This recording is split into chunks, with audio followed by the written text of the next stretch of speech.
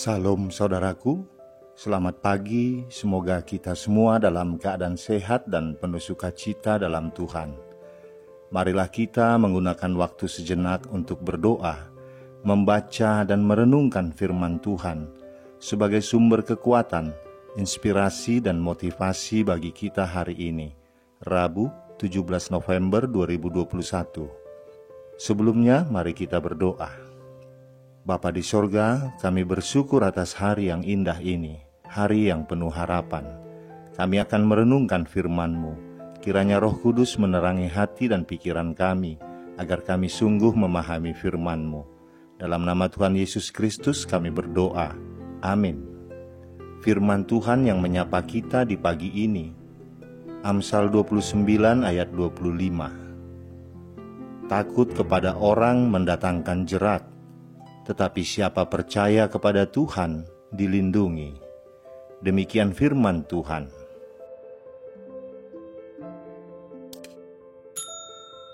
Saudaraku, seringkali kita berusaha untuk menyenangkan orang lain, agar mereka mengatakan dan melakukan yang baik kepada kita.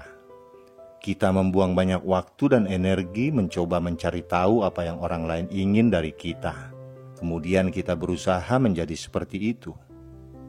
Ketika kita takut dengan apa yang orang lain akan lakukan atau katakan tentang kehidupan kita, kita sebenarnya sedang menempatkan diri pada posisi yang rentan. Mengapa?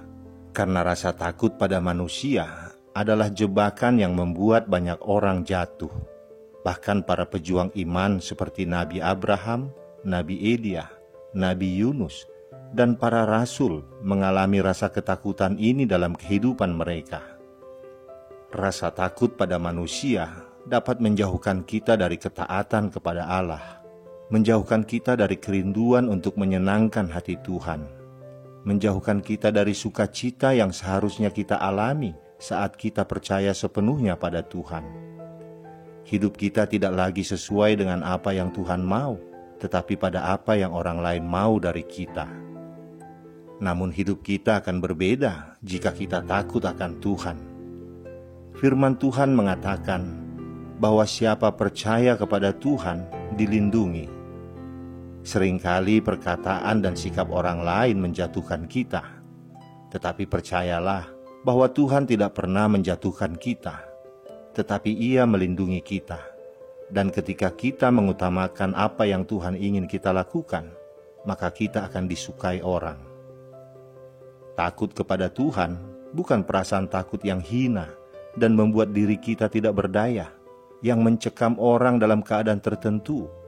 Sebaliknya, ini adalah jenis takut yang dimiliki seorang anak terhadap ayahnya.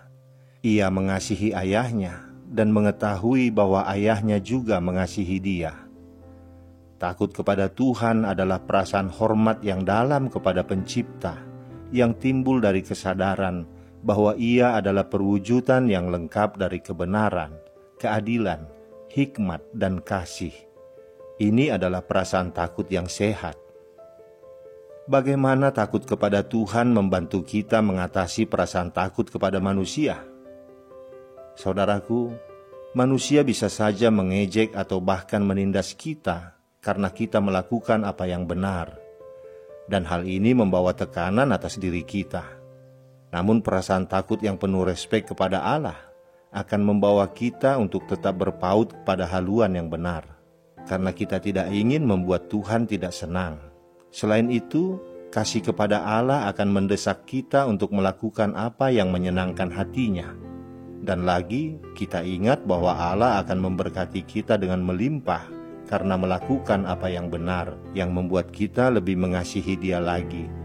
Karena itu, pandangan yang benar mengenai Allah akan membantu kita mengatasi perasaan takut apapun yang mungkin kita miliki kepada manusia.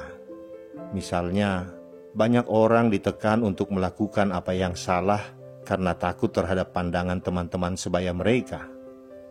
Banyak anak muda di sekolah mungkin merokok, menggunakan bahasa yang kotor, membual mengenai pengalaman percintaan mereka, entah yang benar atau hanya khayalan, dan bahkan mencoba-coba menggunakan alkohol atau narkoba. Padahal tidak selalu karena mereka ingin melakukan hal itu, tetapi karena mereka takut terhadap apa yang akan dikatakan oleh teman-teman mereka jika mereka bertindak berbeda. Bagi seorang remaja, ejekan dan cemoohan bisa sama beratnya dengan penganiayaan fisik. Seorang dewasa mungkin juga ditekan untuk melakukan perbuatan salah. Mungkin atasan di tempat kerja menyuruh seorang karyawannya menaikkan harga dalam kwitansi seorang langganan, atau mengisi formulir pajak perusahaan dengan tidak jujur untuk mengurangi tanggungan pajak. Karyawan Kristen tersebut mungkin merasa bahwa jika ia tidak patuh, ia akan kehilangan pekerjaannya. Jadi, takut kepada manusia bisa menekan seseorang untuk melakukan apa yang salah. Dalam kedua kasus itu, takut yang sehat kepada Tuhan dan respek kepada hukum-hukumnya dapat mencegah seorang Kristen menjadi tidak berdaya karena takut kepada manusia. Dan kasihnya kepada Allah akan menahan dia untuk tidak terlibat dalam perbuatan yang Tuhan larang. Selain itu, imannya kepada Allah akan meyakinkan dia bahwa jika ia bertindak seturut dengan firman-Nya, Tuhan akan selalu mendukungnya, apapun resikonya. Saudaraku, J.C. Penney lahir di Hamilton, Caldwell County, Missouri, Amerika Serikat. Ayahnya adalah seorang pendeta gereja baptis dan petani yang disiplin dalam mendidik anak-anaknya. Cita-citanya untuk menjadi pengacara gagal setelah kematian ayahnya. Ketika masih muda, J.C. Penney sempat mengelola sebuah toko daging. Ia diberitahu bahwa jika ia memberikan sebotol whisky setiap minggunya kepada kepala koki di sebuah hotel ternama, ia akan mendapatkan bisnis daging di restoran hotel tersebut. Penney melakukan hal itu untuk sementara waktu, sampai ia merasa bahwa itu adalah hal yang salah. Kemudian ia menghentikan kebiasaan memberikan whisky, dan benar saja, ia kehilangan bisnis di hotel itu. Itulah yang akhirnya membuat usahanya bangkrut. Namun demikian, Tuhan punya rencana yang lebih baik baginya. Pada tahun 1898, ia mulai bekerja di toko Golden Rule. Ketekunan dan keahliannya dalam menjual barang diapresiasi oleh pemilik toko tersebut. Kemudian tahun 1902, Penney ditawari untuk bekerja sama dalam kepemilikan toko baru yang akan dibuka. Ia menginvestasikan tabungannya untuk kepemilikan 30% saham. Penney pindah ke Wyoming dan membeli sebagian saham lagi untuk 2 buah toko yang lain. 5 tahun kemudian, ia mengambil alih semua saham di ketiga tokonya. Tidak perlu waktu yang lama sampai akhirnya ia sukses dalam pekerjaannya. Usahanya pun berkembang dalam bidang real estate dan juga peternakan. Anugerah Tuhan terjadi saat J.C. Penney mau mendengar Roh Kudus yang berkata dan mengusik tentang perbuatan yang tidak berkenan dan menghentikan pemberian whisky.